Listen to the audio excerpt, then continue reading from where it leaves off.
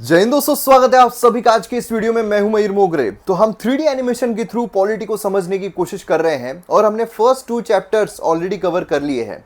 आज हम anti defection law 10 schedule को पढ़ेंगे, क्योंकि आप सभी को पता है कि महाराष्ट्र में जो हुआ है, देन कर्नाटका में, बहुत सारे राज्यों में ऐसा हुआ है कि एंटी डिफेक्शन की वजह से जो चीजें हैं वो काफी न्यूज में रही है। तो इसीलिए एंटी डिफेक्शन लॉ को काफी अच्छे तरीके से समझेंगे। तो ये वीडियो आपको पूरे तरीके से आपके जो कॉन्सेप्ट है उसको खोल देगा और उसी के साथ साथ काफी नई चीजें आपको यहाँ पर समझने को मिलेगी। और 3D एनिमेशन आप सभी को पता है कि काफी इजी होता है चीजों को समझना। तो वीडियो को शेयर जरूर कीजिए, क्योंकि काफी मेहनत लगती है, काफी समय जाता है 3D एनिमेशन बनाने में। और उसी के साथ साथ ये जो पूरा कोर्स है पॉलिटी और बाकी भी history, modern history, geography, environment, ethics, governance, inter secretary, disaster management, जितने भी कोर्सेस हैं जो यूपीएससी और बाकी स्टेट पीएससी के लिए काम आते हैं, उसके लिए आप MM Academy ऐप डाउनलोड करना मत भूलिएगा। क्योंकि इस ऐप पर आपको वेरियस कोर्सेज देखने को मिलते हैं, हाईएस्ट क्वालिटी कंटेंट देखने को मिलता है, जो आपको एग्जाम में काफी फायदा दिलाता है। प्रीलिम्स में दोनों ओरिएंटेड है, तो डाउनलोड जरूर कीजिएगा। तो चलिए शुरू करते हैं। दोस्तों, वक्त था 1966 का, जब पंजाब राज्य में से हरियाणा को अलग किया जाता है। 1967 में पहली बार हरियाणा लेजिस्लेटिव असेंबली के इलेक्शंस होते हैं। हरियाणा असेंबली की स्ट्रेंथ 81 की थी, मतलब पॉलिटिकल पार्टी को सरकार बनाने के लिए 41 सीट्स की ज़रूरत थी। कांग्रेस के 48 सीट्स आते हैं। कांग्रेस आसानी से सरकार बना लेती है, पर एक हफ्ते में ही कांग्रेस के 12 MLA रिजाइन करते हैं और नई पार्टी बनाते हैं और बाकी पार्टियों के साथ मिलकर हरियाणा में सरकार बनाते हैं। अब जो इंडिपेंडेंट मेंबर्स चुनकर आए थे, उनमें से एक ये गयालाल थे। तो गयालाल पहले कांग्रेस को ज्वाइन करते हैं, फिर यूनाइटेड फ्रंट को ज्वाइन करते हैं और उसके बाद फिर से कांग्रेस को ज्वाइन करते हैं। और ये सब उन्होंने सिर्फ 9 घंटों के अंदर अंदर किया था। प्रेस कॉन्फ्रेंस में जब पूछा गया गयालाल किस पार्टी में है, तो मंत्री जी ने कहा कि जो गयाराम है अब वो आयाराम हो गए हैं। और यहीं से शुरू हुई आयाराम गयाराम की कहावत। जो भी दल बदलता है उसको यही कहावत से संबोधित किया जाता है। अब आपके मन में सवाल आएगा कि क्या ही फर्क पड़ता है अगर कोई पार्टी बदलता है तो। देखिए दोस्तों, हर इंसान को देश का भला करना है, पर सबकी आइडियोलॉजी अलग होती है देश को आगे बढ़ाने की। और इसी वजह से आइडियोलॉजी के बेसिस पर पार्टियों का जन्म होता है। तो अगर आपने किसी पॉलिटिकल पार्टी को ज्वाइन किया है, मतलब उस पॉलिटिकल पार्टी की आइडियोलॉजी का समर्थन आप करते हो। पर अगर आप सिर्फ सत्ता के पुजारी हो, तो पार्टी सत्ता में है तो आप उस पार्टी की तरफ से हो, नहीं है तो आप दूसरी पार्टी में चले जाओगे। और यही आइडियोलॉजी हानिकारक होती है हमारे देश के लिए। सबसे पहले तो ये समझते हैं कि डिफेक्शन होता क्या है। देखिए, अब 2 पॉलिटिकल पार्टी है, बीजेपी और कांग्रेस। अब सरकार बनाने के लिए समझ लीजिए कि किसी स्टेट में 51 सीट्स की ज़रूरत है, मतलब टोटल स्ट्रेंथ जो है वो 100 की है। तो अब बीजेपी के 45 सीट्स आते हैं, कांग्रेस के 30 आते हैं, मतलब अब कोई भी सरकार नहीं बना पाएगा। इसी को कहा जाता है हंग असेंबली। और इसमें शुरू होती है असली दुनियादारी और खुलता है एक बड़ा बाजार। अब समझ लीजिए, यहाँ पर जो बीजेपी की पार्टी है वो कांग्रेस के 6 MLA को बीजेपी को ज्वाइन करने को कहती है और कांग्रेस के 6 MLA ज्वाइन भी कर लेते हैं। अब किस वजह से करते हैं ये हम यहाँ पर डिस्कस नहीं करेंगे। और इसी चीज को बंद करने के लिए 1985 में लाया गया 52nd अमेंडमेंट एक्ट, जिसे 10 शेड्यूल में ऐड किया गया। इस लॉ के हिसाब से जो कोई MLA या MP इस तरफ आयाराम गयाराम करेगा उसे डिस्क्वालीफाई कर दिया जाएगा। इस लॉ के हिसाब से आप 4 तरीकों से डिस्क्वालीफाई हो सकते हो। पहले, अगर आप खुद से आपकी पॉलिटिकल पार्टी छोड़ते हो, मतलब वॉलंटरीली आपकी पॉलिटिकल पार्टी छोड़ते हो, तो आपको डिस्क्वालीफाई कर दिया जाएगा। दूसरा, अगर आपकी पार्टी ने किसी पर्टिकुलर चीज़ पर वोट करने के लिए कहा है और आप उसके अगेंस्ट में वोट करते हो, तो आपको डिस्क्वालीफाई कर दिया जाएगा। अगर आप इंडिपेंडेंट मेंबर के रूप में चुनकर आते हो, इंडिपेंडेंट मतलब किसी पॉलिटिकल पार्टी का नहीं है, एक इंडिपेंडेंट रूप से खुद की इससे चुनकर आया है, और अगर आप किसी और पॉलिटिकल पार्टी को ज्वाइन करते हो तो आपको डिस्क्वालीफाई कर दिया जाएगा। और अगर आप नॉमिनेटेड मेंबर हो, आपको पता है ना कि सेंटर में प्रेसिडेंट, स्टेट में गवर्नर कुछ लोगों को नॉमिनेट करते हैं, तो अगर आप नॉमिनेटेड मेंबर हो तो 6 महीने के अंदर अंदर आप किसी पॉलिटिकल पार्टी को ज्वाइन कर सकते हो। लेकिन 6 महीने खत्म होने के बाद अगर आप किसी पॉलिटिकल पार्टी को ज्वाइन करते हो तो आपको डिस्क्वालीफाई कर दिया जाएगा। अब देखिए, इस चीज़ का विरोध भी काफ़ी ज़्यादा हुआ कि यार आप इंडिपेंडेंट मेंबर को कुछ भी टाइम नहीं दे रहे हो, नॉमिनेटेड मेंबर को 6 महीना दे रहे हो, तो ये कहाँ का तर्क हुआ। दूसरा, अब इसमें कुछ एक्सेप्शंस भी होते हैं।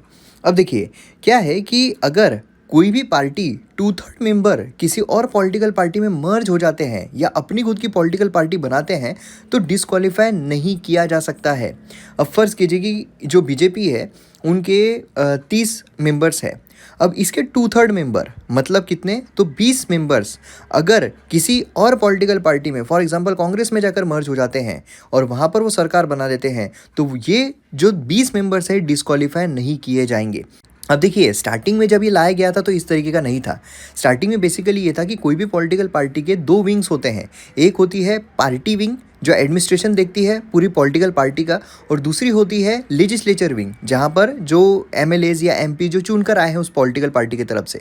तो बेसिकली ये था कि जो 2/3 लोग थे वो एडमिनिस्ट्रेटिव विंग के रहने चाहिए, वो यहाँ पर निकल कर किसी और पॉलिटिकल पार्टी में मर्ज होने चाहिए और वो समर्थन जो है उनको ये लेजिस्लेचर की तरफ से मिलना चाहिए। तो इस तरीके का पहले किया था, लेकिन अब ये माना गया है कि भाई लेजिस्लेचर जो है ये भी अगर 2/3 मेंबर निकल के किसी और पॉलिटिकल पार्टी को ज्वाइन करते हैं या मर्ज करते हैं तो भी उनको डिस्क्वालीफाई नहीं किया जाएगा। अब इसमें प्रॉब्लम ये है कि 2/3 कोई पॉलिटिकल पार्टी इतनी छोटी होती है कि 2/3 उनका बहुत ही कम हो जाता है। समझ लीजिए अगर 3 ही लोगों की पार्टी है तो मतलब जो 2 लोग रहेंगे वही चले जाएंगे तो डिस्क्वालीफाई नहीं होंगे, समझ रहे हो।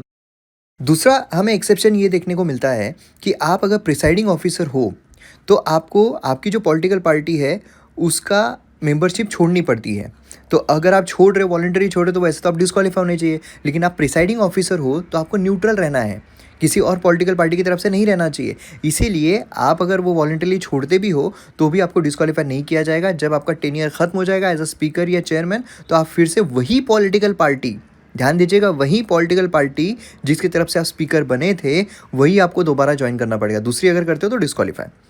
अब सवाल ये आता है कि ये जो डिस्क्वालिफिकेशन है ये कौन डिसाइड करता है, तो ये प्रिसाइडिंग ऑफिसर जो होते हैं हाउस के वो डिसाइड करते हैं। अब देखिए पहले तो सिर्फ उनका और उनका ही डिसीजन फाइनल हुआ करता था, उस पर कोर्ट कोई इंटरफेरेंस नहीं रख सकता था। लेकिन 1993 में जो कोल्तो होलन केस है उसके बाद जुडिशियल रिव्यू लाया गया, मतलब जुडिशरी दखल दे सकती है। अब दोस्तों इसके फ़ायदे तो है कि एक स्टेबल गवर्नमेंट रहेगी, हॉर्स ट्रेडिंग जो है वो नहीं हो पाएगी, लेकिन काफ़ी लूप होल्स भी हमें देखने को मिलते हैं। जैसे फिर से वही एग्जांपल लेते हैं, देखिए यहाँ पर क्या है कि बीजेपी को कुछ मेंबर चाहिए, मतलब समझ लीजिए 6 मेंबर्स चाहिए जिससे कि वो अपनी सरकार बना सके। लेकिन उनको ये पता है कि हम 6 लोगों को अगर हमारे तरफ बुलाएंगे तो ये तो डिस्क्वालीफाई हो जाएंगे। तो हम एक काम करते हैं, हम 12 एमएलए जो है कांग्रेस के उनको बोलते हैं आप रिज़ाइन ही कर दो, सीधा रिज़ाइन कर दो, डिस्क्वालिफिकेशन छोड़ो, आप रिज़ाइन ही कर दो। और फिर वो रेसिग्नेशन देंगे तो जो स्ट्रेंथ है, टोटल स्ट्रेंथ जो 100 की थी वो 88 पर आ जाएगी। अब 88 आ गई तो मतलब आप गवर्नमेंट फॉर्म करने के लिए 50% + 1 मतलब 45 सीट्स की ही ज़रूरत रहेगी, और बीजेपी की तो ऑलरेडी 45 सीट्स है और बीजेपी यहाँ पर गवर्नमेंट फॉर्म कर लेगी। अब आपके उनमें सवाल आएगा ये 12 मेंबर जो थे जिन्होंने रेसिग्नेशन दिया उनका क्या, तो वो क्या बाईपोल इलेक्शन अभी कुछ ही महीनों में हो जाएंगे, उसमें वो बीजेपी की टिकट पर खड़े होंगे फिर चुनकर आ जाएंगे। ऐसा ही हमें कर्नाटका में देखने को मिला था। दूसरा, ये एक्ट की वजह से लेजिस्लेचर का डिसेंट खत्म हो जाता है। देखिए जो एग्जीक्यूटिव है वो रिस्पॉन्सिबल है लेजिस्लेचर को, क्योंकि लेजिस्लेचर कौन है, रिप्रेजेंटेटिव है कॉन्स्टिट्यूएंसी का, और लेजिस्लेटर को कॉन्स्टिट्यूएंसी का भला देखना है। आप समझ लो आप बीजेपी में हो और बीजेपी कोई ऐसा कानून लेकर आती है जो आपकी कॉन्स्टिट्यूएंसी के लोगों के लिए अच्छा नहीं है, पर आपके पास ये अधिकार ही नहीं है कि आप बीजेपी के अगेंस्ट में या उस कानून के अगेंस्ट में कुछ बोल पाओ, क्योंकि अगर आप बोलोगे तो आपको डिस्क्वालीफाई कर दिया जाएगा। और सबसे बड़ा प्रॉब्लम है कि डिस्क्वालिफिकेशन का निर्णय प्रिसाइडिंग ऑफिसर के हाथ में सौंपा गया है, जो कितने भी इम्पार्शियल हो पर होते तो पार्टी के ही है। सो अगर डिस्क्वालीफाई करने में उनकी पार्टी को फ़ायदा मिल रहा है तो तुरंत डिस्क्वालीफाई कर देगी, और अगर नुकसान हो रहा है तो फिर काफ़ी टाइम लगाएगी, क्योंकि डिस्क्वालिफिकेशन का रिजल्ट देने में कोई टाइम लिमिट नहीं दी गई है। अब दोस्तों किसी भी कॉन्सेप्ट को और डिटेल में और अच्छी तरीके से समझने के लिए अगर रियल लाइफ केस स्टडी मिल जाए तो फिर जबरदस्त हो जाता है।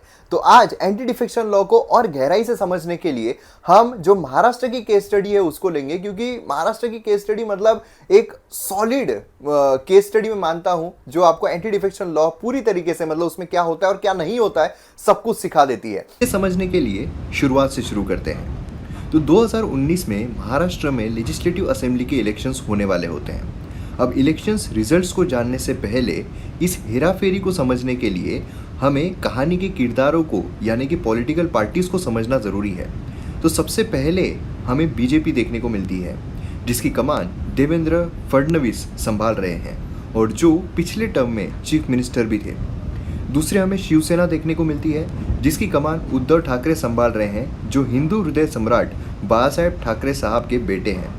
शिवसेना के ही और एक खिलाड़ी के बारे में आपको पता रहना ज़रूरी है, जो कि है एकनाथ शिंदे, जिनके बारे में हम आगे बात करेंगे। फिर आती है एनसीपी, जिसके हेड शरद पवार साहब हैं। एनसीपी के ही शरद पवार की बेटी सुप्रिया सुळे और शरद पवार के भतीजे अजित दादा पवार के बारे में भी आपको पता रहना ज़रूरी है। फिर आती है कांग्रेस, जिनके बारे में आपको अगर नहीं भी पता है फिर भी कोई खास फर्क हमारी कहानी में नहीं पड़ने वाला है। अब शुरू होती है कहानी जब 2019 के इलेक्शंस होते हैं और 2019 के इलेक्शंस के लिए बीजेपी और शिवसेना प्री पोल अलायंस में आते हैं। मतलब इलेक्शंस से पहले ही वो जय वीरू मोड में चले जाते हैं। प्री पोल अलायंस का मतलब होता है कि जहां बीजेपी का कैंडिडेट खड़ा है वहां शिवसेना अपना कैंडिडेट खड़ा नहीं करेगा, और जहां शिवसेना का कैंडिडेट खड़ा है वहां बीजेपी अपना कैंडिडेट खड़ा नहीं करेगा।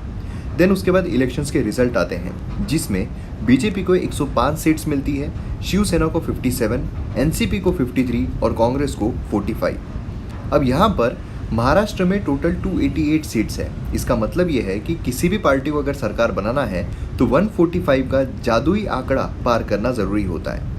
हमारे जय और वीरू प्री पोल अलायंस में थे। इसका मतलब है कि 105 और 57 मतलब 162 सीट्स लेकर आराम से जादुई आंकड़ा पार किया जा सकता था और सरकार बनाई जा सकती थी। मगर ये जय वीरू नहीं बल्कि दीवार के विजय और रवि निकले। सीएम कौन बनेगा इस चक्कर में दोनों में लड़ाई हो गई।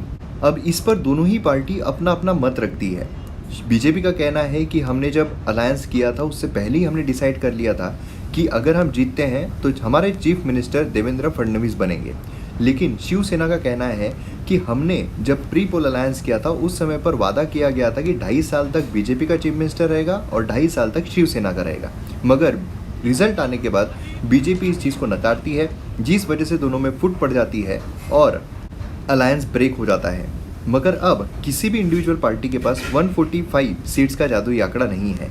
तो अब इसका मतलब ये है कि या तो राष्ट्रपति शासन लगेगा या तो फिर से इलेक्शंस करवाने पड़ेंगे। अब यहाँ बीजेपी के पास सबसे ज़्यादा सीट्स थी, मतलब अगर बीजेपी चाहती तो किसी भी एक पार्टी के साथ मिलकर सरकार बना सकती थी। मगर पार्टीज अलायंस करती है आइडियोलॉजीज के बेसिस पर, और एनसीपी और कांग्रेस की आइडियोलॉजी बीजेपी से काफ़ी अलग है। इसी वजह से सभी जो महाराष्ट्र के लोग हैं और पूरे भारत के लोग हैं, इनका यही मानना था कि अब महाराष्ट्र में कोई भी सरकार नहीं बन सकती है। मगर अचानक सुबह सुबह बीजेपी के देवेंद्र फडणवीस सीएम पद की शपथ लेते हैं, पर उनके पास तो 105 ही सीट्स थी, तो 145 कैसे पहुंचे। यहाँ एंट्री होती है एनसीपी के अजित पवार की, जो डिप्टी सीएम की शपथ लेते हैं। मतलब बीजेपी के 105 प्लस एनसीपी के 53 मतलब 158 हो गया ना जादुई आंकड़ा पार। मगर यहाँ एक दूसरा ट्विस्ट आता है। एनसीपी के हेड तो शरद पवार साहब हैं और उन्होंने इस अलायंस को नकार दिया, और 80 आवर्स के अंदर अंदर ये ड्रामा खत्म होता है और फाइनली शरद पवार ने अजित पवार के द्वारा बीजेपी को दिए गए समर्थन को अवैध बताया और गवर्नमेंट गिर गई। फिर उसके बाद एनसीपी, शिवसेना और कांग्रेस साथ मिलकर आते हैं और सरकार बनाते हैं, जिसे नाम दिया गया महाविकास आघाड़ी, जिसके सीएम बने शिवसेना के उद्धव ठाकरे साहब और डिप्टी सीएम बने एनसीपी के अजित पवार साहब। अब यहाँ पर आपको ध्यान देना है कि अजित पवार साहब के द्वारा ये दूसरी बार डिप्टी सीएम की शपथ ली गई। पर जैसा कि मैंने कहा था, पार्टीज आइडियोलॉजी पर अलायंस बनाती है। यहाँ तो शिवसेना और कांग्रेस का कंप्लीट डिफरेंट आइडियोलॉजीज थी, जिस वजह से शिवसेना के ही लोगों में दरार पड़ना शुरू हो गई और यही दरार 40 एमएलए को बाहर ले गई। जी हाँ, शिवसेना से ही 40 एमएलए का गठ महाविकास आघाड़ी से बाहर निकलता है और बीजेपी को समर्थन देता है, जिसमें सीएम बनते हैं शिवसेना के एकनाथ शिंदे और डिप्टी सीएम बनते हैं देवेंद्र फडणवीस। अब आपके मन में सवाल आ रहा होगा कि शिवसेना के हेड तो उद्धव ठाकरे थे, तो एकनाथ शिंदे ने कैसे बीजेपी को सपोर्ट दिया? क्या उन्होंने कोई दूसरी पार्टी बनाई? तो इसका जवाब है नहीं। असल में अब शिवसेना में ही 2 गठ बन गए थे। एक के हेड थे उद्धव ठाकरे, जिनकी एक्चुअल शिवसेना थी, और दूसरे एकनाथ शिंदे, जो अपने साथ 40 एमएलए का सपोर्ट लिए हैं, और दोनों बोल रहे थे शिवसेना हमारी है। फिर फाइनली मामला इलेक्शन कमीशन के पास गया और जीत एकनाथ शिंदे की हुई, क्योंकि उनके पास ज़्यादा लोगों का सपोर्ट था। अब आपके मन में ये सवाल आ रहा होगा कि ये अलग क्यों हुए? तो एकनाथ शिंदे गठ का ये कहना है कि जिस आइडियोलॉजी पर शिवसेना की स्थापना हुई वो कांग्रेस के साथ अलायंस करके डाइल्यूट हो रही थी, और शिवसेना के फाउंडर श्री बाला साहेब ठाकरे साहब, उनका भी यही मानना था कि शिवसेना और कांग्रेस कभी साथ नहीं आ सकते हैं। अब जैसा शिवसेना के साथ हुआ वैसा ही एनसीपी के साथ भी हुआ। एनसीपी में 3 मेन कैरेक्टर्स हैं, शरद पवार जो कि हेड है, सुप्रिया सुळे जो उनकी बेटी है, और अजित पवार जो भतीजे हैं। अब हुआ यूँ कि शरद पवार साहब कुछ दिन पहले एनसीपी हेड से रिज़ाइन देते हैं और कमान सुप्रिया सुळे को सौंप देते हैं, जिसके कुछ ही दिन बाद अजित पवार दोबारा तीसरी बार डिप्टी सीएम की शपथ लेते हैं। क्या? जी हाँ, तीसरी बार डिप्टी सीएम की शपथ लेते हैं। बाद में पता चलता है कि वो अपने साथ एनसीपी के 40 एमएलए का सपोर्ट लेकर गए और जो करंट गवर्नमेंट है शिवसेना और बीजेपी की, उनको सपोर्ट देते हैं। तो क्या इन्होंने नई पार्टी बनाई? जी नहीं, यहाँ पर भी जो अजित पवार है उनके पास ज़्यादा एमएलएज है, तो उन्होंने कहा कि जो एनसीपी एक्चुअल एनसीपी है ये हमारी है, जो हम यहाँ पर बीजेपी और शिवसेना के अलायंस को सपोर्ट दे रहे हैं। को पूरा बैकग्राउंड जो है महाराष्ट्र पॉलिटिक्स का वो समझ में आ गया है। तो अब यहाँ पर अगर हम इसको anti defection point of view से देखें तो यहाँ पर हमें दो गढ़ देखने को मिलते हैं। अगर हम शिवसेना देखते हैं तो दो गढ़ देखने को मिलते हैं। एक है उद्धव ठाकरे साहब, मतलब एक्चुअल में जो शिवसेना के हेड थे, और फिर उसके बाद एकनाथ शिंदे साहब, मतलब जो शिवसेना से बाहर निकले और वो बोल रहे हैं कि अब ये शिवसेना हमारी है।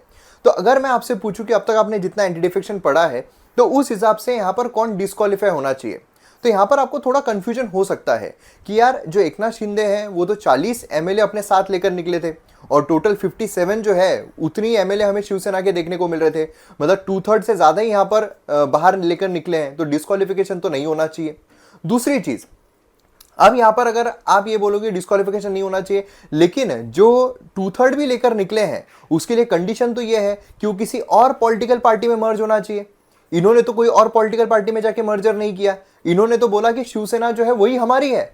तो यहाँ पर अब डिस्क्वालिफिकेशन जो है वो हो सकता है। तो अब आपके मन में आएगा कि हाँ यार, जो एकनाथ शिंदे जो कैंप है वो यहाँ पर डिस्क्वालीफाई होना चाहिए। लेकिन जब ये मसला, मतलब पूरा कोर्ट कचहरी वो सब घुमा, लेकिन जो मेन मुद्दे की बात है कि जब ये मुद्दा प्रिसाइडिंग ऑफिसर के पास गया, क्योंकि प्रिसाइडिंग ऑफिसर तय करते हैं, प्रिसाइडिंग ऑफिसर के पास गया तो कोई भी डिस्क्वालीफाई नहीं हुआ। मतलब जो एकनाथ शिंदे गट है वो भी डिस्क्वालीफाई नहीं हुए, जो उद्धव ठाकरे गट है वो भी डिस्क्वालीफाई नहीं हुए। अब ऐसा कैसे हुआ? तो इसके पीछे हमें वीप को समझना जरूरी है। अब ये वीप क्या होती है? देखिए, हमने देखा था कि कोई भी अगर पॉलिटिकल पार्टी के अगेंस्ट में जाकर वोट करता है तो फिर उसे डिस्क्वालीफाई कर दिया जाता है। लेकिन ये लेजिस्लेचर को बताता कौन है कि पार्टी क्या चाहती है, पार्टी किसे आप वोट करो ये कहना चाहती है? क्या हरे के कान में जाकर बताया जाता है कि देखो इसको वोट करना है, देखो इसको वोट करना है, ऐसा कहा जाता है? बिल्कुल नहीं। तो बेसिकली जो पार्टी है वो वीप के थ्रू अपना जो स्टांस है, अपना जो स्टैंड है वो लेजिस्लेचर्स को बताती है। और ये जो वीप है ये पार्टी लीडर तय करते हैं, जो पार्टी के एडमिनिस्ट्रेटिव लीडर हैं उनके द्वारा तय किया जाता है, क्योंकि वो बताते हैं कि पार्टी का स्टांस क्या है, पार्टी का स्टैंड क्या है इस मुद्दे पर। तो इसीलिए वीप आप समझ लीजिए एक ऐसा ऑफिस है जो सिर्फ लेजिस्लेचर को जो डायरेक्शन है वो देता है। अब वीप 3 तरीके के होते हैं। पहला होता है वन लाइनर वीप। एग्जाम्पल से समझते हैं। समझ लीजिए कि पार्लियामेंट में एक बिल लाया गया कि जितने भी सांसद है उनकी पेंशन रोक दी जाए। सुनकर बड़ा अच्छा लग रहा है, खैर। तो अब यहाँ पर जो पार्टी वीप है वो अगर वन लाइनर वीप इशू करता है, इसका मतलब क्या है? वो सिर्फ इतना बताएगा कि जितने भी पार्टी के लोग हैं उनको ये पता चल जाए कि भाई ऐसा बिल जो है वो हाउस में इंट्रोड्यूस हो रहा है। अब इसमें पार्टी जो लेजिस्लेचर है उनके ऊपर कोई बाध्यता नहीं है कि वो जाना ही चाहिए हाउस में, या फिर उन्होंने किसी पर्टिकुलर हाँ या ना पर ही वोट करना चाहिए, ऐसा कुछ भी नहीं होता है। जिस पर चाहे वोट कर सकते हैं, हाँ भी कर सकते हैं, ना भी कर सकते हैं, अगेंस्ट में भी जा सकते हैं, फेवर में भी रह सकते हैं। दूसरा आता है टू लाइनर वीप। इसमें क्या होता है कि इसमें जो वीप है वो लेजिस्लेटर को सिर्फ इतना बताएगा कि जो बिल है वो हाउस में इंट्रोड्यूस हो रहा है और आपका हाउस में प्रेजेंट रहना है। अब यहां पर भी जो लेजिस्लेटर है उन पे बाध्यता नहीं होती है कि वो फेवर में ही वोट करें, उनको सिर्फ प्रेजेंट रहना है, फिर वो अगेंस्ट में भी वोट कर सकते हैं। तो यहां तक उनको डिसेंट मिलता है कि टू लाइनर वीप तक उनका डिसेंट रहता है कि भाई हमको हमारे हिसाब से वोट करना है। अब आती है 3 लाइनर वीप, जो कि डिस्क्वालिफिकेशन यहां पर तय होता है। जो पार्टी वीप है वो बताएगा कि ये बिल हाउस में इंट्रोड्यूस हो रहा है, आपको प्रेजेंट रहना है और आपको सरकार के फेवर में ही वोट करना है। सरकार के मतलब पार्टी जो चाह रही है हाँ या ना, उस पर ही वोट करना है। तो अब जो पार्टी है उसके अगेंस्ट में अगर जाकर वोट किया जाता है तो वो डिस्क्वालीफाई हो जाएगा। तो मतलब बेसिकली पार्टी के अगेंस्ट में जाना क्या, पार्टी व्हिप जो इशू की जा रही है पार्टी व्हिप ऑफिस से, तो वो अगर उसके अगेंस्ट में जाते हैं तो डिस्क्वालीफाई होते हैं। तो अब यहां पर हुआ क्या था, जैसे ही जो एकनाथ शिंदे साहब है अपने 40 एमएलए लेके बाहर निकले, तो जो उद्धव ठाकरे गट है उनके जो व्हिप थे, मतलब बेसिकली जो शिवसेना के व्हिप थे, उन्होंने व्हिप इशू किया। मतलब ऑफिस जो है वहां से व्हिप इशू हुआ कि भाई सबको जो पार्टी मीटिंग है उसमें आना है। अब ये 40 एमएलए जो थे वो आए नहीं, इसीलिए जो उद्धव ठाकरे गट है वो कह रहे हैं कि इनको डिस्क्वालीफाई किया जाए कि इन्होंने व्हिप का उल्लंघन किया, है ना। अब दूसरी तरफ जो एकनाथ शिंदे साहब है उन्होंने कहा कि भाई शिवसेना हमारी है, और जो उद्धव ठाकरे गट की तरफ से व्हीप इशू किया गया था वो वैलिड ही नहीं है, क्योंकि उनकी शिवसेना है ही नहीं, शिवसेना तो हमारी है और हमारा व्हीप ऑफिस ये है। मतलब समझ रहे हो आप कैसा यहाँ पर गोलमाल जो है वो किया गया है। तो बेसिकली दोनों जो गट है उन्होंने अपने अपने व्हीप इशू किए ये कहकर कि यही पार्टी का व्हीप है, और दोनों ने उसको फॉलो नहीं किया, इसलिए कहा गया कि दोनों को डिस्क्वालीफाई किया जाए। समझने के लिए यहाँ पर बहुत सारी चीजें हैं। एक तो व्हीप समझने वाली बात है, दूसरा कहाँ पर व्हीप इशू हो सकता है कहाँ पर नहीं हो सकता है वो बात है ना, और तीसरी चीज कि डिस्क्वालिफिकेशन के कौन कौन से क्राइटेरियाज यहाँ पर खरे उतरते हैं, ये भी एक काफी इंपॉर्टेंट चीज है। तो मैं उम्मीद करता हूं कि आपको डिस्क्वालिफिकेशन एंटी डिफेक्शन लॉ पूरी तरीके से समझ में आ गया होगा, काफी अच्छा एक आपको व्यू मिला होगा और 3D एनिमेशन से और गहराई में समझ में आया होगा। तो ऐसी वीडियोस देखने के लिए MM Academy ऐप डाउनलोड जरूर कीजिए, चैनल को सब्सक्राइब कीजिए और शेयर करना मत भूलिएगा, काफी मेहनत लगती है यार। तो मिलते हैं अगले वीडियो में, जय।